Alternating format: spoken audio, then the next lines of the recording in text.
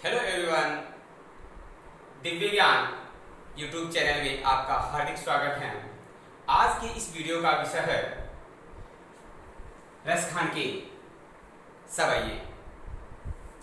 Last video में हमने इस चैप्टर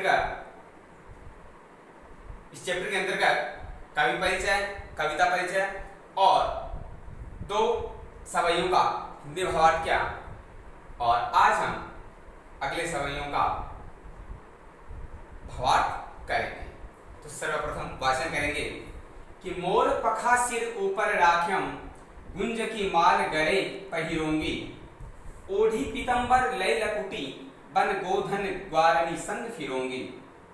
भावतो बोही मेरो रस खानी, सो तेरे कहे सब स्वांग करोंगी, या मुरली मुरली धर की, अदरान धरी अदरान धरोंगी। काननी दई अंगूरी रहिबो, जब ही मुरली धुनि मंद बजही, मोहन कानन सो रस खानी, अटा चढ़ी गोधन गही तो गही। तेरी कहूँ सिगरे ब्रज लोगनी, काली को कितनो समुझही, माई रीवा मुख की मुस्कानी, संहारी न जय ही न जय ही न जय ही। तो जरा देखिए, इस सवैये के माध्यम से रसखान जी क्या बताना चाह रहे हैं। जरा देखिए कि भगवान श्री कृष्ण के प्रति प्रेम भाव रखने वाली कोई गोपी अपनी सखी से कह रही है कि हे सखी, मैं अपने प्रियतम श्री कृष्ण की रूप छवि को अपने शरीर पर धारण करना चाहती हूँ। इस कारण मैं मेरे सिर पर मोर पखामिस मोर की पंख से युक्त मुकुट धारण करूंगी। गुंज की माल गले पहिरोंगी, गले मिस गले में, गुंज मिस गुंजा या घुंघूची की माला, घुंघूची की वन माला में मेरे गले में पहनूंगी या धारण करूंगी। ओढ़ी पीतंबर लय लकुटी, ओढ़ी मिस ओढ़कर, पीतंबर पीले वस्त्र धारण करके, लय मिस लेकर, लकुटी मिस लाठी जो भगवान श्री कृष्ण गायों को चराने के वक्त अपने हाथ में रखते थे। बन गोधन ग्वारनी संग फिरोंगी, गोधन अर्थात गायों के साथ, ग्वारनी संग ग्वालों के साथ फिरोंगी कि मैं पीले वस्त्र धारण करके और हाथ में लाठी लेकर ग्वालों के संग गाय को चराऊंगी। भावतो वही मेरो रसखानी, रसखान जी कह रहे हैं कि यहाँ पर गोपी अपने सखी से कह रही है कि मैं वो सारे काम करूंगी जो भावतों में अच्छा लगना, जो भगवान श्री कृष्ण को अच्छे लगते हैं, वो मैं सारे कार्य करूंगी। और तेरे कहने पर यदि तू कहे तो सब स्वांग करूंगी। मैं सारे स्वांग शब्द का मीनिंग समझ रहे होंगे। स्वांग का अर्थ सेम वेशभूषा धारण करना, किसी का व्यवहार, वेशभूषा आदि का अनुकरण करना, स्वांग करो। कि जैसा भगवान श्री कृष्ण करते हैं, भगवान श्री कृष्ण का मैं मतलब वेशभूषा और उनका व्यवहार, उनके नकल सब अनुकरण करूंगी। या मुरली मुरली धर की, अदरान धरी अदरान धरूंगी। या मिस जो मुरली मिस बांसुरी बंसी, मुरलीधर मुरली को धारण करने वाले अर्थात श्री कृष्ण, अधरान धरी अधरान धरूंगी। अधर का अर्थ होगा होंठ। यहाँ पर वह गोपी अपने सखी से ये कह रही है कि मैं अन्य भगवान श्री कृष्ण से जितने भी संबंधित जितनी वस्तुएं हैं, जो कुछ वो पहनते हैं, धारण करते हैं, या जो कुछ वो करते हैं, वो मैं सब कुछ करने के लिए तैयार हूं, लेकिन मैं उस बंसी को अपने होठों पर नहीं रखूंगी जो मुरली या जो बांसुरी भगवान श्री कृष्ण अपने होठों पर रखते हैं। यहाँ उस मुरली को अपने होठों पर क्यों नहीं रखना चाहती है? क्योंकि वह मुरली उस गोपी के लिए सौतन है। अब वो सौतन कैसे हुई कि मुरली में और भगवान श्री कृष्ण का जो गोपियों के प्रति प्रेम था, उस प्रेम को चुराने की शक्ति थी। कैसे कि जिस समय भगवान श्री कृष्ण मुरली बजाते थे, उस समय वो मुरली की धुन में या मुरली बजाने वो इतने व्यस्त हो जाते थे, इतने विवश हो जाते थे कि वो उस समय गोपियों की तरफ बिल्कुल भी ध्यान नहीं देते। इसका मतलब क्या हुआ कि मुरली में इतनी शक्ति थी, भगवान श्री कृष्ण को वश में करने की इतनी शक्ति थी कि वो उस समय गोपियों के प्रति बिल्कुल ध्यान नहीं दे रहे थे। तो इसका मतलब ये हुआ कि गोपियों के प्रति जो कृष्ण का प्रेम था, उस प्रेम को चुराने की शक्ति थी किसमें? मुरली में। और वो उनके होठों को स्पर्श कर रही है। मुरली भगवान श्री कृष्ण के होठों को स्पर्श कर रही है, तो गोपियां भगवान श्री कृष्ण अपना अधिकार मानती है, तो वो इसलिए मुरली से ईर्ष्या कर रही है कि वो भगवान श्री कृष्ण के होठों का स्पर्श कैसे कर सकती है, उनके तो हमारा अधिकार है।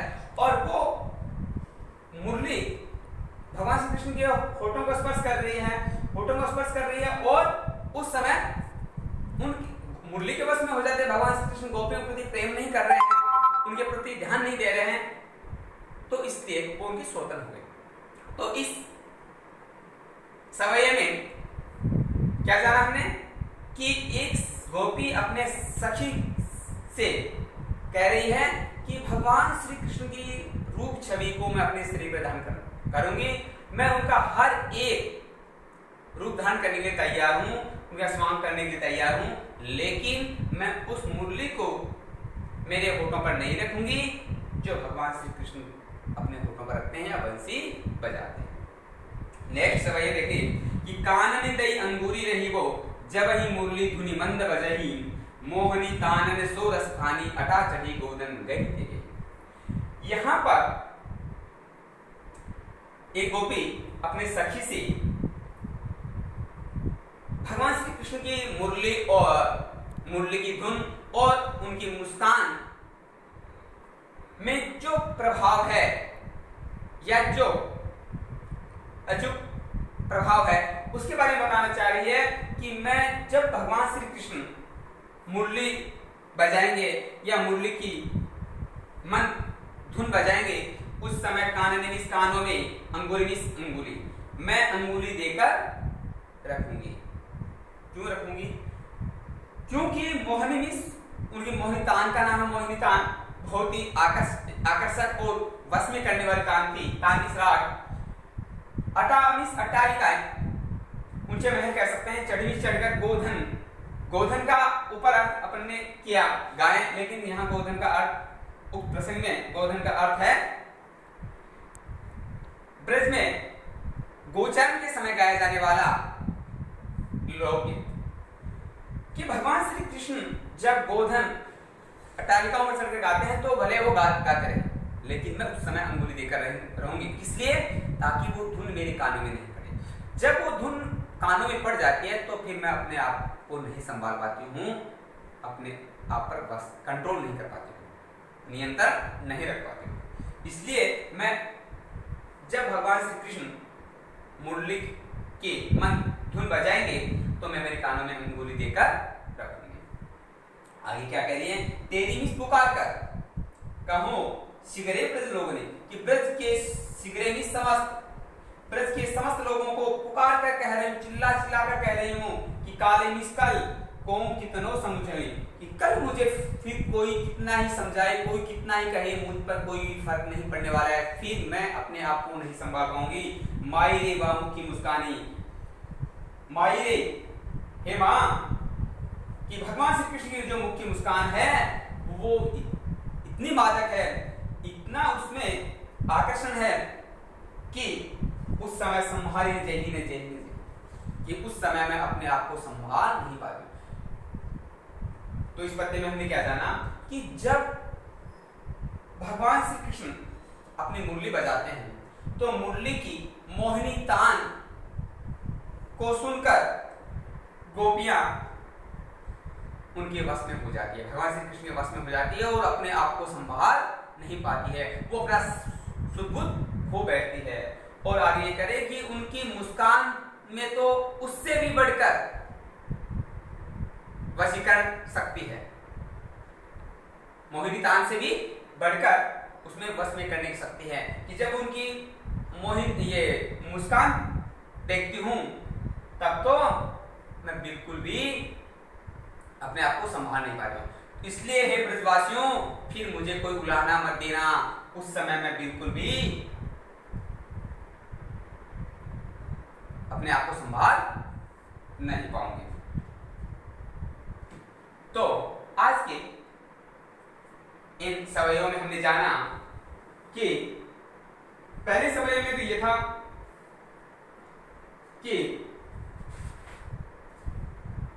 गोपी प्रियतम श्री कृष्ण का रूप बनाने के लिए अपने सिर पर मोर पंखों का मुकुट, गले में घुंघूची की या गुंजा की माला, शरीर पर पीला वस्त्र तथा हाथ में लाठी लेकर कृष्ण के समान ही गायों को चराने के लिए उनके साथ साथ घूमने वाले ग्वाल रूप की छवि को धारण करना चाहती थी।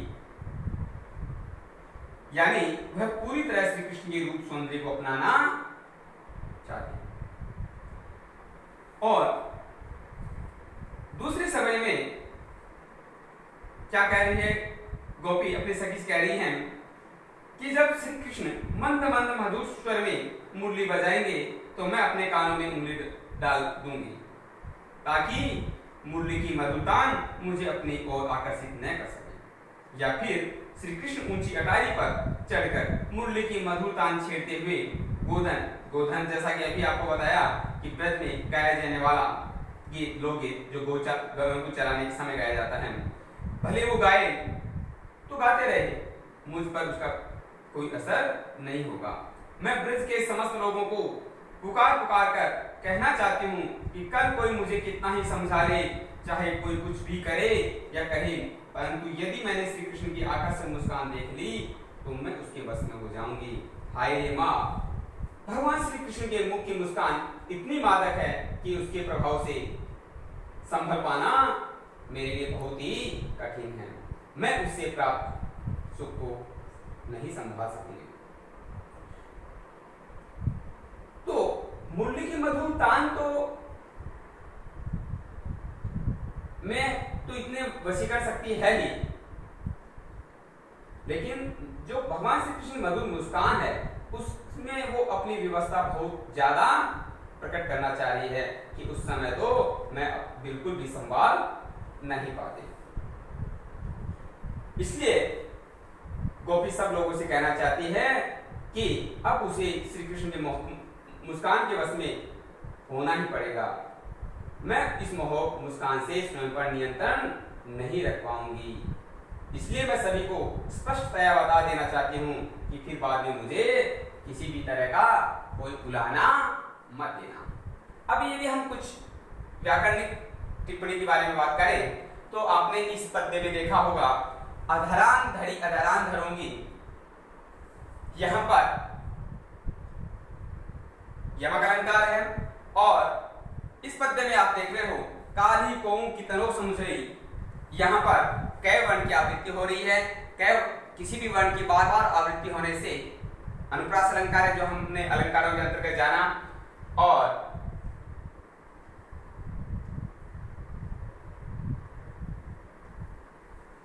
आज के लिए बस इतना ही।